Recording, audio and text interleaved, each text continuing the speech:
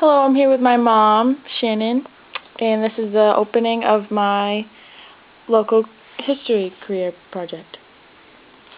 Okay, so I'm going to ask you a couple questions. Fire away. Can you talk about the 90s and how life was in that time and how it's different from now? For instance, like the rise of technology. Well, I do remember that we didn't have cell phones the way we do now, not at all. I remember typing on typewriters as opposed to computers. We certainly didn't have laptops. Our computers were very, very big. And we didn't have the World Wide Web like we do now. That's what we refer to with everything, as opposed to our encyclopedias.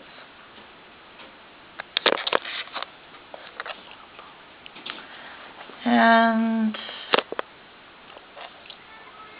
our cell phones was, very few people, mostly the rich, more well-off people had the cell phones, and we certainly didn't have the texting or Facebook and those kinds of things. But it has made it a lot easier to find out information regarding a number of things, on anything from how to change a tire to some things about the Cold War. Okay, can you talk about 9/11 and where you were and just details on what you thought about it? I was in Corona, Maine, and I was watching, just happened to have the news on, cleaning the house, and I'd seen the first plane crash. I had instantly called my mom, and together we watched the second plane crash, absolutely in horror. And both of us started to cry as we watched what was happening, and we watched that for the better half of the day. And I think from then on everything had changed as to how we think that we are so secure, yet we're not, and things can change, in a blink of an eye. And together, all of us around the world watched that happen within, 10, 15 minutes. Do you think that's like how we first came to with Iraq? Yes, I think that is definitely how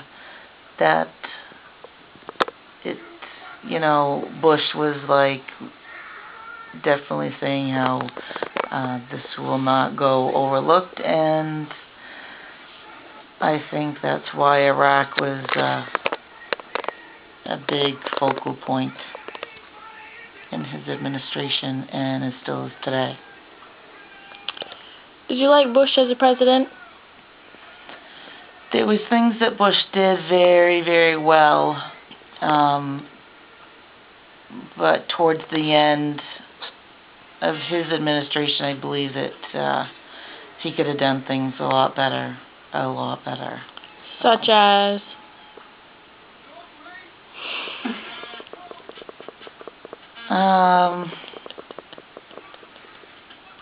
I think with the oil crisis and whatnot, I think that he could have done better with that.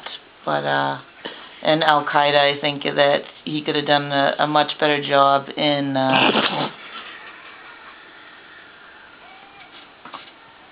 hunting him down and why he had him cornered, but yet never quite got a hold of him. But he did get a hold of Saddam, which... What do you think about him hanging him? I think that after everything that he had done to innocent men, women, and children, he should go. I think he should go to jail. Life in jail without possibility of parole. I don't really believe in the death penalty. Oh.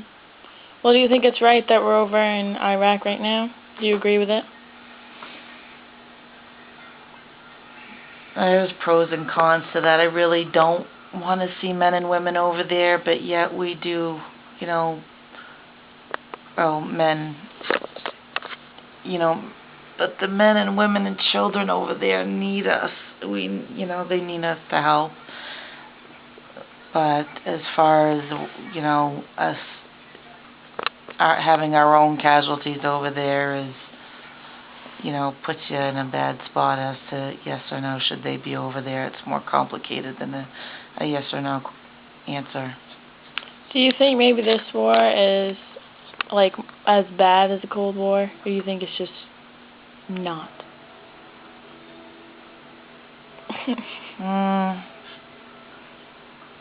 War is always bad. I think now there's just so many more ways of in these days there's so many more ways of attacking people and terrorism and whatnot than there was back then. Okay, so what are your thoughts on Obama and his election? When I was all for Obama, I voted for Obama. I really thought that was a good decision. I thought, we were witnessing history, and I thought he was going to be an excellent president. Now, I would have changed my vote completely. I think that I don't think he's handled one thing that I can see. I haven't been in depth. I should be more informed on everything that he does, but overall, I haven't seen anything good come of his administration.